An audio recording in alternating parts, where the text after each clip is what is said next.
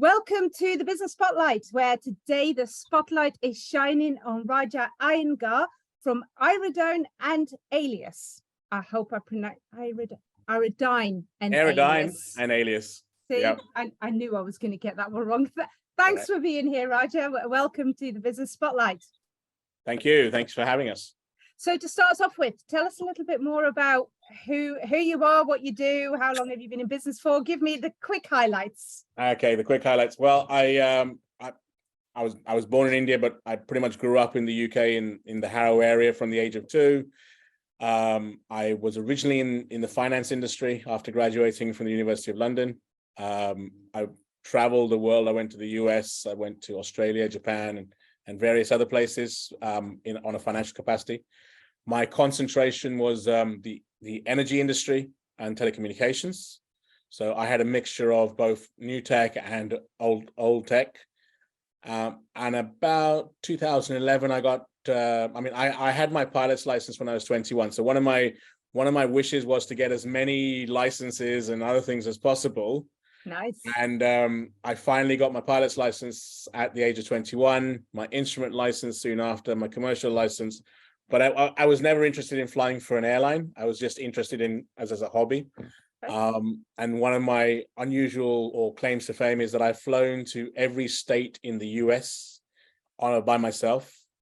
Wow. And I was very lucky that before 9/11, I was able to fly into Chicago O'Hare, JFK in a small aircraft, which they then banned because of course, security reasons and various other things.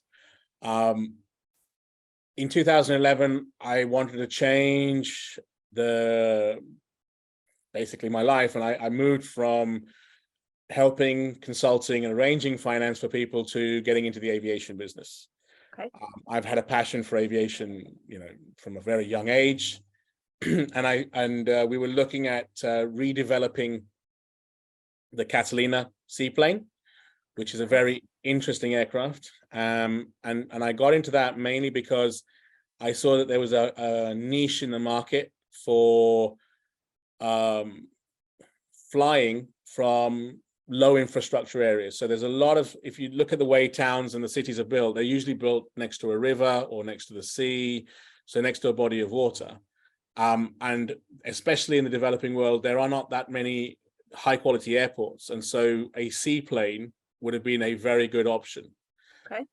And I was very lucky in the fact that I ended up meeting people from Boeing, meeting people from Airbus and various other things. And there's a bit of camaraderie, and we did a kind of theoretical exercise, and we've developed a modern version of the Catalina, which is a project that hopefully in the next 5 years will come online as well.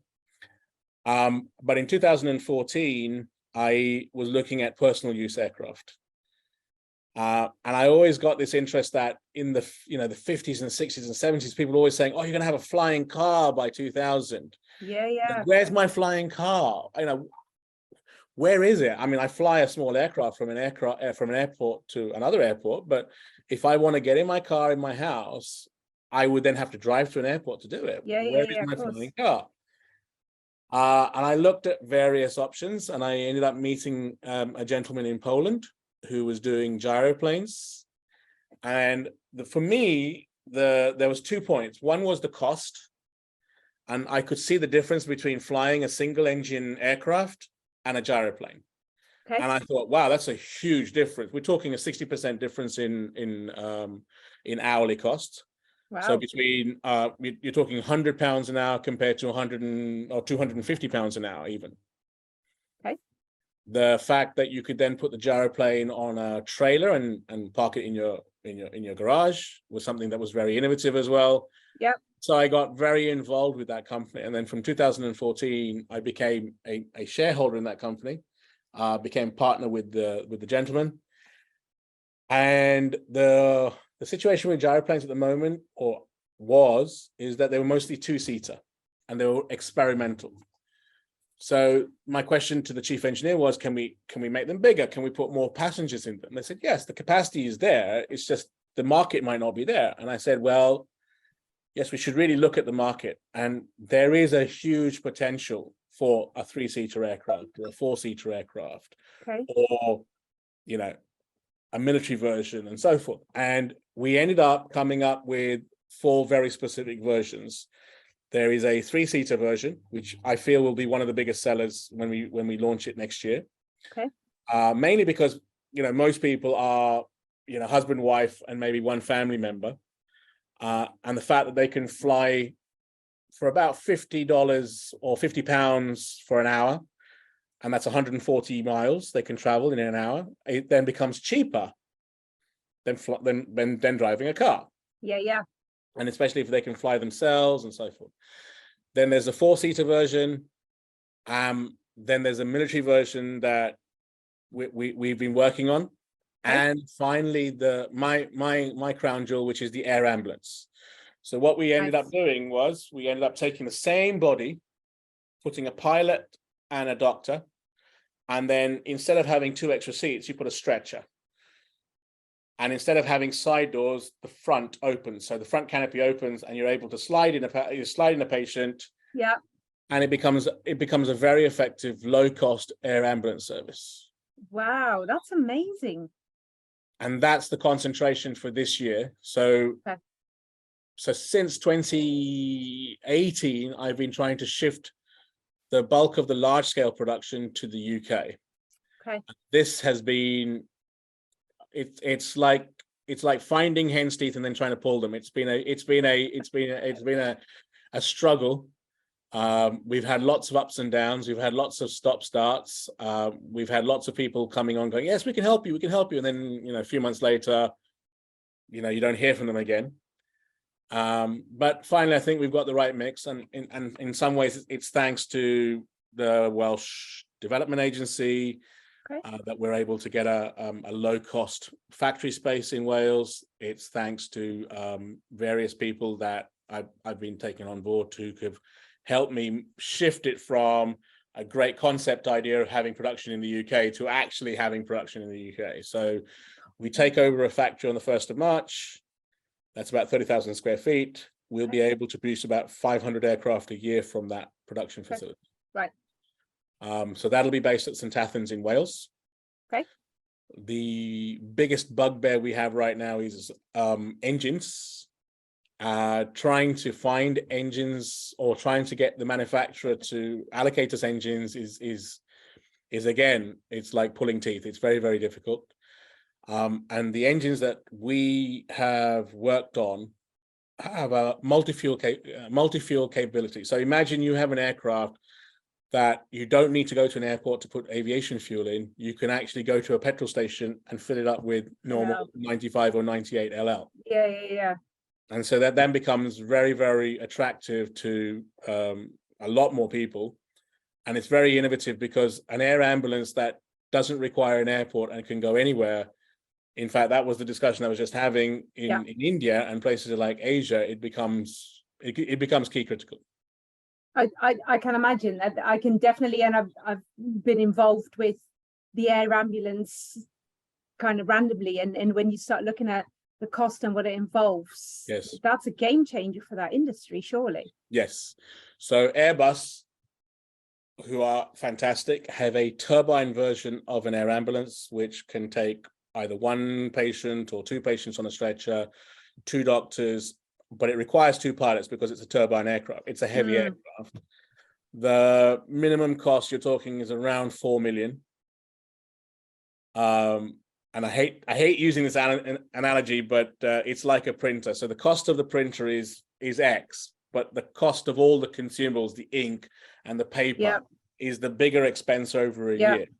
So what happens is that you can have an Airbus air ambulance for 4 years. You buy it for 4 million. You could probably sell it for 3.5 to 3 million. So your loss is not huge. But the problem is you're spending $3,000 to $3,500 an hour to run it, to maintain it, pilot costs on top. And so it's expensive. So it's prohibitive to a lot of places. We wanted to have a guideline where the air ambulance was going to be less than $1 million. And the cost of running was going to be $250 to $300 an hour. Okay.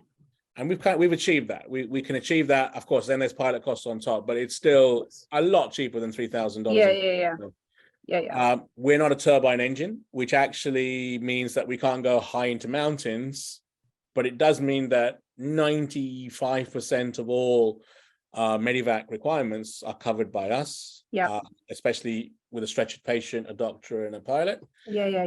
And that becomes key critical again in the developing world. So our concentration is being India, because being Indian, I've been able to look at that market. But we see the potential of being in Africa, Southeast Asia, South America, and even back in the UK. So we've been talking to people in the UK who said, "Oh wow, that's cheaper than what we're paying. Why not put in more air ambulances?" That's what we're looking at. So obviously you've already alluded to some of the challenges that you've had in terms of bringing all the production into the UK. Now, as a business owner, talk me through some other challenges that you've had over the last couple of years. Okay, sourcing materials has been quite critical for us. We are very much into being, and I don't want to see this as a nationalistic thing, but being British and buying local. It's quite important to us. One, because if you're looking at Asia for a supply chain, it can be affected quite quickly. Whereas if you keep your purchasing to within Europe, it becomes a lot easier, and your supply chain is also less affected by various things. The UK, most of our work is in a hybrid carbon fiber, which is how we make our fuselage and shell. And we are able to source it within 70 miles of the factory. Nice. So within the UK, and in the UK, the UK is one of the best places for carbon fiber anyhow. In fact, I'm working with another company in New Zealand who are doing a different aircraft, and they source their carbon fiber from the same place I source it from in Birmingham. Nice. It goes from Birmingham all the way to New Zealand, and I said, "Well, I'm fine. I'll just take it to Cardiff. I don't want to take it to New Zealand." Don't want to go that far. It's very far, but he says it's the best in the world, and he's very happy with it. And he said if to get the same quality even locally, he would have to pay the same amount as shipping it from Birmingham. So I'm very thankful that even after all of the ups and downs with Brexit, that people are still sourcing certain high value components from the UK. So there are certain things in the UK, or certain elements the UK produces, that we should be concentrating more and more on. I believe that technology is one of those things that's very important to the UK as well. So it's something that we want to progress on as well. Okay. Talk me through some of your wins. What would you class your biggest wins? Okay, I've been able to tap into the market in India in very specific ways. So that was a win for me, where you're able to demonstrate the benefit to an end user. So like the state of Telangana or the state of Andhra, and then they see the huge benefit. They see all the components that they can get for the air ambulance product. And so they then place an MOU or an LOI with us for 50, 80 aircraft. And I see that as a big win, because then that shows that what we are doing is kind of justified and verified by somebody else. I would even say getting the factory in Wales for the price that we did is a huge win. Nice. The cost of the factory in Wales, I can have it for 10 years for the same price as 1 year in most other parts of the country. So that kind of is a huge plus point. That is a huge win. Well done. I think also the people, it's both a win and a loss. I've had issues with people. And so now I have a team who are very concentrated on making it happen, getting it done, who don't rely on me to be there 24/7 to organize things. The problem I've had before is, well, yeah, he's the knowledge point. He's the person who knows everything. So I need to have a meeting with him, or I need to know this. And I'm unfortunately, I don't sow fools gladly. So I'll explain it once because it has to be explained once. I'll explain it twice because I'm thinking, okay, I have to explain it twice. The third time, fourth time, I'm more like, done. I slowly walk away. So yeah. All right. Okay. Has that been one of your key learnings about yourself, or did you already know that from your, because you came from a very structured corporate career, so coming then in as a business owner, what have been some of your learnings? Yes, I've learned that people don't work as fast as you're expecting them to work, and the learning curve for some people is very steep. I've then discovered that I'm the one thing that I've got is that I absorb very much, or I absorb information, I absorb situations very quickly. And then I'm able to create ecosystems to kind of enhance that. So one of the things that I learned was that production is an art form, and not everyone understands how production works. Right. And then in the second one, aviation is another art form that very few people understand. And then when you combine aviation and production together, it is a very difficult Venn diagram, and the number of people, it is very, very, you can count them on one hand who are going to be good enough to do that. So that was quite an important thing for me. So I then had to learn to, calm down, change my not lower my expectations, just change my expectations on what I would be expecting from people. Okay. And so I think that's been the big hump since last year, I suppose. I mean, 2019, 2020, 2021 they were a learning curve about foreigners and also doing business in India. But nothing really happened. And then 2022 and now it's been, okay, let's get this done any which way we can. Okay.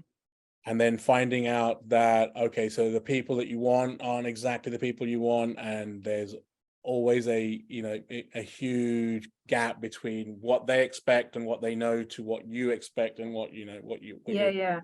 So that's been a thing. If you were to start your business again now, what would you do differently? Oh, I would not even look at Indian production. I would not look at I would not look at anywhere else. I'd also know that there are I'm a very persistent and tenacious person. So if you ask people in the UK government how persistent and tenacious I am, they'll be like, oh my God, that guy is just, oh God. Oh, stop talking about Raja. Yeah. Well, it's not just that. It's very funny because I ended up going and talking to people at the very top of UK Export Finance, the DIT, and various other departments, who then finally said, okay, you're way too high at the moment. You need to be talking to someone who's a senior advisor, etc. like that. So one of the things I've learned is, okay, it's good to find people who are at the top, but also people who are actually going to help you and push your case forward. And so one of the learnings I would have had is, okay, pitch to the guy at the top, keep nagging him, and also find someone who is really going to gel with you in your local area that will help you to actually take it forward. The same thing happened with the defense accelerator. So immediately within a week, I had a friend who he's an ex-army guy who works at EY. He said, you really need to speak to DASA. And I was like, never spoken to DASA before. And early part of 2022 this was. And so immediately I found out who the top people in the department were. I went and bugged them, find out information about them, contacted them, in various ways, to eventually one of the guys came back and said, okay, normally it takes 6 months to get an appointment with me. How did you do that? And I was like, I'm a persistent person. I love that. And he goes, okay, let's have a call. And he said, okay, you were persistent, you were good, but it was a worthwhile call. I'm glad we had it. So it was both that I have a passion, and that translates quite well once I get to speak to that person. But to get to speak to that person, sometimes you do have to be persistent. So persistence is a very big key in terms of the UK. Nothing happens quickly. Trust me, nothing happens quickly. And it's an interesting one, because in my kind of role, when I see other business owners, or I talk to other business owners, I'd probably say very often they give up too quickly. We have a tendency of trying something once, trying something twice, and then if it doesn't work, kind of stop. Where I love that persistence pays off, right? Yes, and I always find that if you have a specific goal and these people are going to be able to help you, they're not responding back. Well, you need to find a way to actually get them interested. Yeah. And then get them on your side, because once you've got that actually takes you at least 3 or 4 steps on that ladder higher than where you could have been. Right now. So it is persistence is a huge thing, and patience as well. Unfortunately, I don't have a lot of patience. But yeah, I don't think most business owners don't have a lot of patience. No, it's like no. I've decided today, therefore now it needs to happen, right? Yeah, absolutely. My friend in my friend in Kuwait says, Raja, you're like an overnight success. It's just taken you 20 years to get to this point. Correct. And I said to him, you know what? You know, if I want to be here today, I should have started 3 months ago. So if I want an appointment with somebody that I really want or really need, I should have started 6 months ago, because if I'm expecting to get an appointment with them today, starting today, it's never going to happen. So yeah, I love that one. As a business owner, what still keeps you awake at night right now? Funding. Yeah. The lack of. The lack of. We have bootstrapped ourselves for a long time. Okay. So we've got viable products. We've done lots of testing. We've done a lot of work, but it's just that it's amazing. And if I'd known about some of the funding that's available, I'd have been able to offset the money that we spent on getting funding for those, because like Innovate UK, they will fund technologies, they will fund specific components, but no one will fund production costs. So the fact that we're sitting here with a company that was established about 5 years ago, but there's no track record because the work is still going on in Poland and Eastern Europe, but we've got a viable product. Trying to get funding it is impossible. Nightmare. Yeah. Everyone says, where's your revenue model? Where's your structure? Things like that. I think today it's very strange. The call that I've had just before was with a gentleman who said there is VC and PE funding for a healthcare model. And I said, well, that actually works for me, because we are providing that healthcare model, which is basically air ambulance, pilot training, as a product to other people. He said, well, you could structure that, get funding for it, and use that funding to buy aircraft from yourself. And so it's an innovative model that I would have never expected. And so I think with funding, what I've learned is you have to be very innovative. You can't just expect the standard models to work anymore. I mean, we're looking at everything from, you know, as I said to you before the recording started, we want to send 100 aircraft to Ukraine. We see that air ambulances are going to be key critical to shift people from like the conflict areas out to the west. And so my model has expanded. One, we've set up a charity. Second, we're not just going to supply air ambulances, pilots, and maintenance and crew. We're also going to do field hospitals. We're also going to put in place a lot more things that are key critically required. Nice. It's a huge humanitarian effort that we want to. So we set up a group called Celestial Aid. I'm very lucky in that I'm connected to some very lovely people who do amazing websites. Who help me a lot in terms of the back end technology. Nice. Immediately they set up things for us. And we've been very lucky that we started. We are launching on February 24th, which is effectively 1 month. Well, 1 year since the Ukraine conflict started. Okay. Our aim is to send out, as I said, 100 air ambulances, because it's quite, it's both humanitarianly good, and it's also something that's, it's going to be quite critical to everyone, really. And what an amazing thing to be able to do, right? That you can gift something back to with the technology that you have and that you understand so well. Yes. And there's always that, well, what did you do that made a difference in the world? Yeah. I did that. Yeah. Something that, that people can say, oh, wow, he actually, and the fact that we could pretty much do it for next to no profit. We're not interested in the profit part, because we know that there's going to be lots of upside to it afterwards. But again, with my persistency, I've been talking to people in Turkey, people in the UK, people in the US about, well, I want a field hospital. No, you can't make a profit from it. But we're doing it anyway. Yeah, you're going to get a benefit. You're going to be on the news. You're going to, and it's the feel good factor. And actually, some of the companies are very kind of like, they've stepped up and said, yes, we really want to help you. Yeah. There are unfortunately a lot of companies who are like, okay. Fair play to them. They have their market, and if they've got full order books, then fantastic. But at least and each at their time, right? Exactly. exactly. I love that one. What kind of challenges do you still see coming up in the next 5 years for your business within your industry? Labor. Okay. So we are not like the automotive industry. We can't just put robots in place. There are other companies who are, with the small aircraft manufacturing, they're putting, robotics, and they're trying to automate the business, and they're spending a huge amount of money doing it.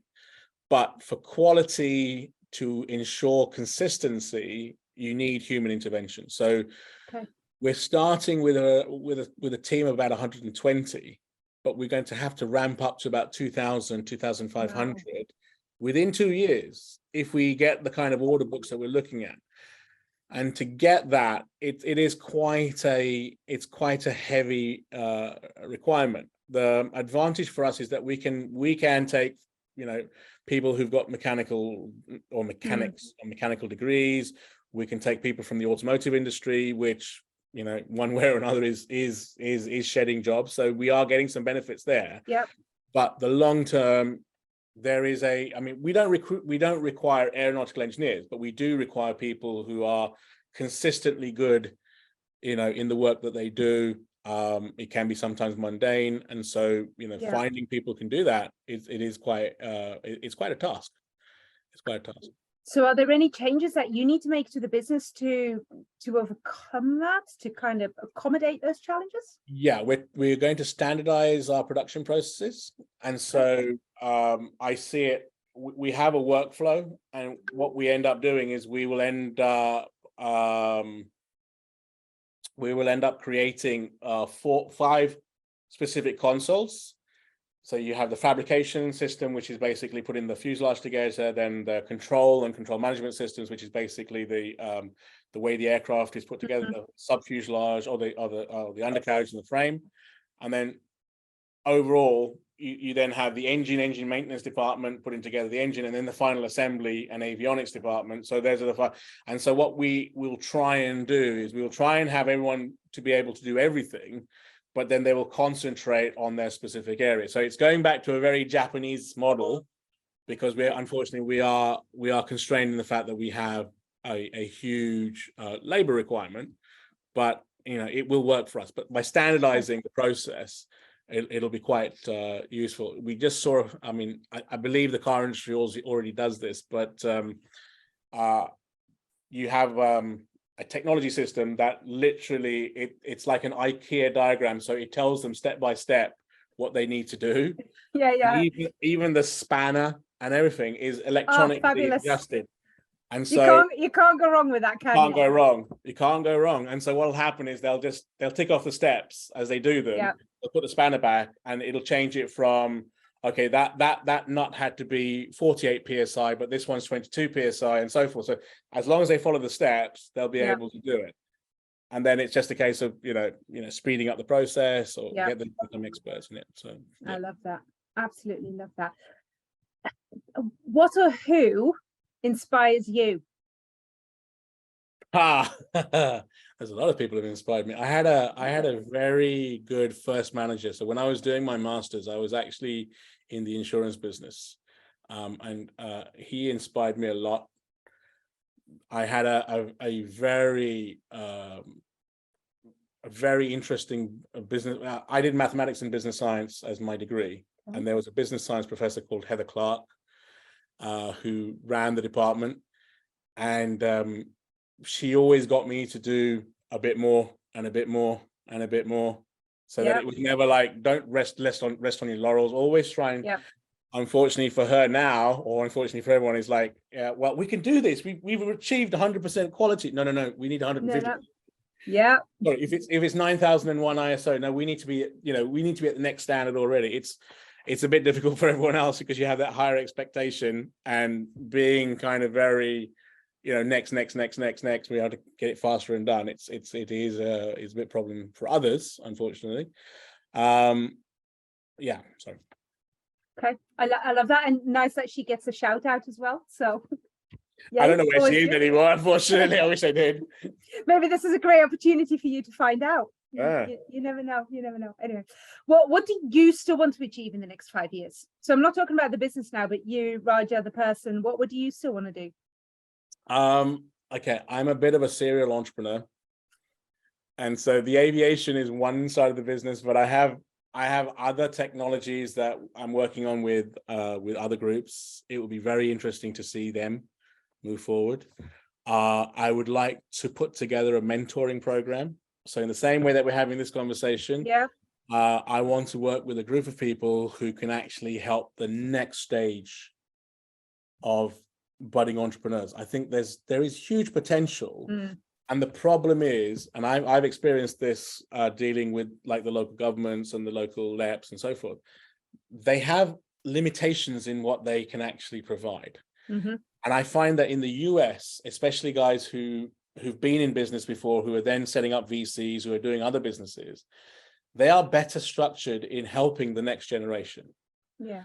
And I find that they're very good in technology, but where the UK needs to go is not just technology, not just biotech, but manufacturing.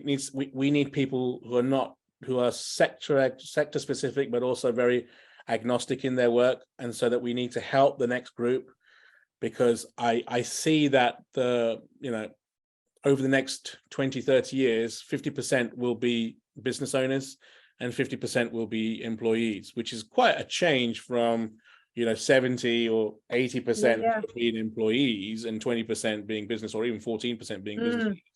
I see that model changing because unfortunately the world is changing as well. So and it's interesting. I had one of these spotlights with a young lady who runs a tutoring company, and it's exactly that. And schools right now here in the UK are not set up towards creating entrepreneurs. It's definitely set up towards creating employees. That's right. I mean, they don't even teach about taxes. They don't teach about PhD.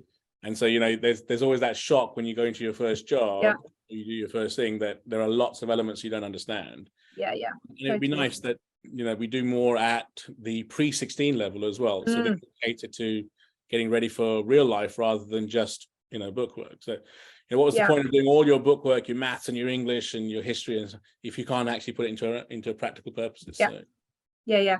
Totally agree with that. What advice would you give 18-year-old Raja if you had the opportunity to go back? What would you tell him? Oh, there's a lot. Go on then. A lot that I can't tell on TV as well. Oh, go on. Oh man.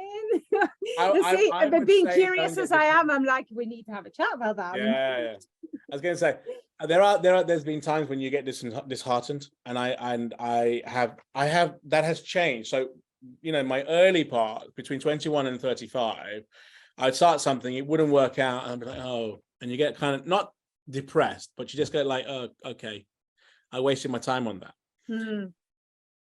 Post 35, you then realize that even your failures actually can be a success, because it's a learning situation. And I from the age of 35, I got Edison's quote, which was a journalist asked him, so you did 2,730 experiments and you failed at finding the light filament. And Edison was like, no, I found 2,730 ways of not making a light filament. So each time he was learning and learning. And so that would be one of the biggest things that I would tell my 18-year-old self, that don't give up, because even mistakes are actually a point on your learning curve. I love that one. So last question, I promise. Anyone starting a business right now or thinking about starting a business, what would your top 2 pieces of advice be? Set out a good plan with lots of contingencies. So nice. I think there's 2 elements. One is, if it doesn't happen, what would you do? And also, if it does happen, and there are a lot of people who don't realize that their industries grow really fast. Especially some of these social media guys, they grow and they have no idea where it's going next. So be prepared for both sides of that structure. Nice. So always, plan correctly. I mean, fail to plan to fail, but also be ready and be very agile in how you do things. The next thing is, and again, it's always about funding. Be ready for all issues and try and bootstrap as best as you can all the way through. Because if you know that at the end there is something achievable, it's going to be hardship now but you will achieve something which you'll then need to be able to really progress on. So I'm a great believer in bootstrapping, because we've done things in our business where people have said, oh, we spent 70 million on this and we've spent 89 million on this, or 100 million getting this.